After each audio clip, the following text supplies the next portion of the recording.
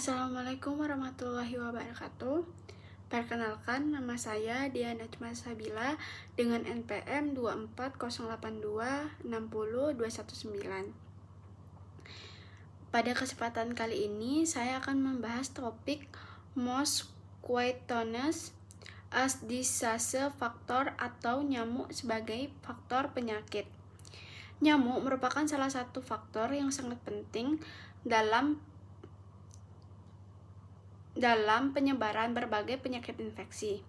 Nyamuk tidak hanya menyebabkan rasa gatal setelah menggigit, tetapi beberapa jenis nyamuk dapat membawa dan menularkan patogen seperti virus, parasit, dan organisme penyebab penyakit lainnya kepada manusia. Maka pada pembahasan ini saya akan menyebabkan 6 hal utama, yaitu definisi jenis nyamuk, penyakit yang ditularkan, mekanisme penularan, faktor risiko, serta pencegahannya. Kotak pertama yaitu adalah definisi. Nyamuk sebagai faktor penyakit berarti nyamuk berperan sebagai perantara dalam penularan suatu patogen dari satu host ke host lainnya. Jadi, nyamuk bukan selalu merupakan penyebab langsung. Nyamuk berperan sebagai perantara yang membawa patogen dan kemudian memindahkannya kepada manusia dan hewan lainnya melalui gigitan. Sebagai contoh, ketika seekor nyamuk menggigit seorang yang darahnya mengandung patogen tertentu, patogen tersebut dapat masuk ke tubuh nyamuk. Kemudian, setelah melalui proses tertentu di dalam tubuh nyamuk, patogen juga mencapai bagian tubuh nyamuk yang berhubungan dengan proses menggigit. Ketika nyamuk tersebut kemudian menggigit orang lain, patogen dapat ikut masuk ke tubuh tersebut. Dengan demikian, terjadinya proses penularan. Dasar epidemiologi, faktor seperti nyamuk sangat penting karena dapat membantu mempertahankan siklus penularan penyakit di suatu populasi. Nyamuk juga memiliki siklus hidup yang berkaitan erat dengan lingkungan. Sebagian besar nyamuk berkembang biak pada tempat yang mengandung air, terutama air yang tergenang. Karena itu, kondisi lingkungan sangat memengaruhi jumlah populasi nyamuk. Semakin banyak tempat yang sesuai untuk berkembang biak, semakin besar kemungkinan jumlah nyamuk meningkat. Setelah itu, resiko penyakit juga dipengaruhi oleh apakah patogen tersebut memang dapat berkembang atau bertahan dalam jenis nyamuk tersebut.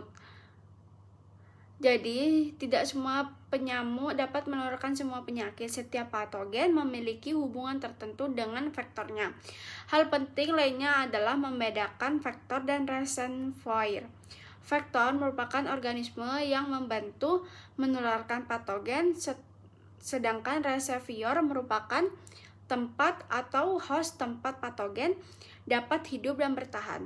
Pada beberapa penyakit, manusia dapat menjadi reservoir, sedangkan pada penyakit lain, hewan dapat sebagai reservoir. Jadi, secara sederhana, nyamuk sama dengan faktor atau perantara, patogen, penyebab penyakit, host organisme yang dapat terinfeksi. Selanjutnya, saya akan menjelaskan kotak kedua, jenis-jenis nyamuk. Beberapa genus nyamuk yang penting dalam penularan penyakit adalah Aedes, Anopheles, dan Culex. Yang pertama, Aedes. Salah satu spesies yang dikenal dengan Aedes aegypti, nyamuk Aedes berperan dalam penularan penyakit virus, terutama dengue. Aedes juga dikenal memiliki kebiasaan menggigit manusia dan dapat hidup di lingkungan sekitar tempat tinggal manusia. Tempat perkembang biaknya dapat berupa wadah yang menampung air. Karena itu, pemberantasan tempat perkembangbiakan Aedes menjadi salah satu bagian penting dalam pencegahan penyakit yang ditularkan. Selanjutnya adalah Anopheles. Anopheles merupakan genus nyamuk yang sangat penting dalam penularan malaria. Malaria disebutkan oleh parasit dari genus Plasmodium. Berbeda dengan dengue yang disebabkan oleh virus, malaria merupakan penyakit parasitik. Nyamuk Anopheles betina dapat memperoleh parasit ketika menghisap darah manusia yang terinfeksi.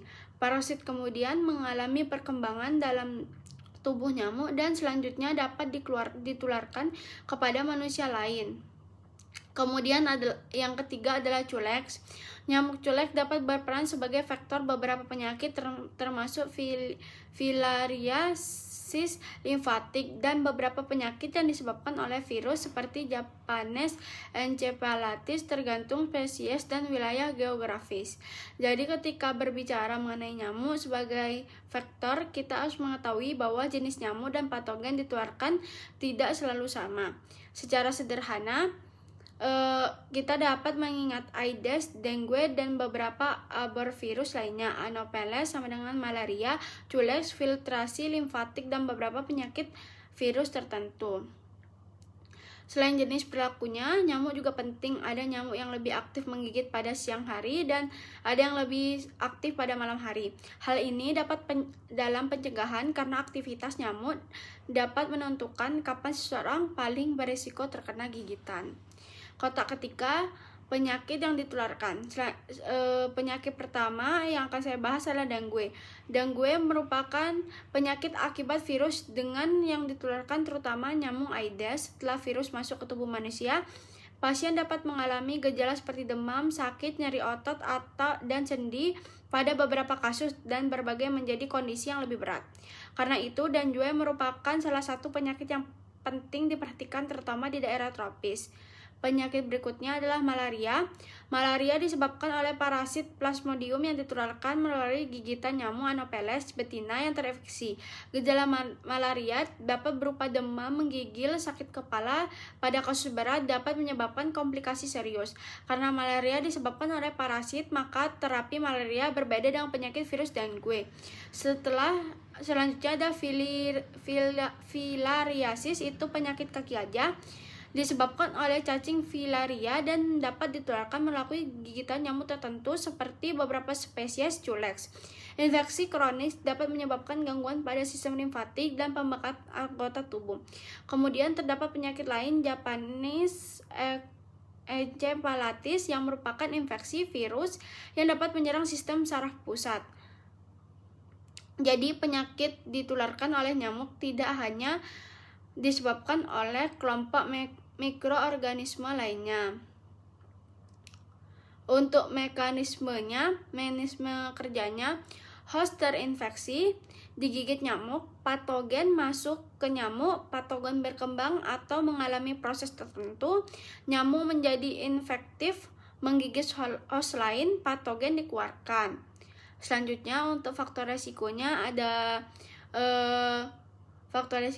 lingkungan dengan banyak genangan, kepadatan penduduk, sanitasi lingkungan yang kurang baik, tidak menggunakan perlindungan dari gigitan nyamuk.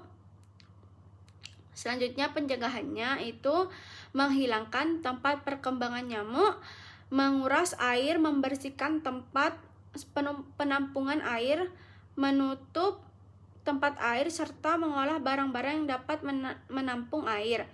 Perlindungan terhadap gigitan nyamuk, pengendalian vektor. Mungkin segitu aja presentasi dari saya. Kurang lebihnya mohon maaf. Wassalamualaikum warahmatullahi wabarakatuh.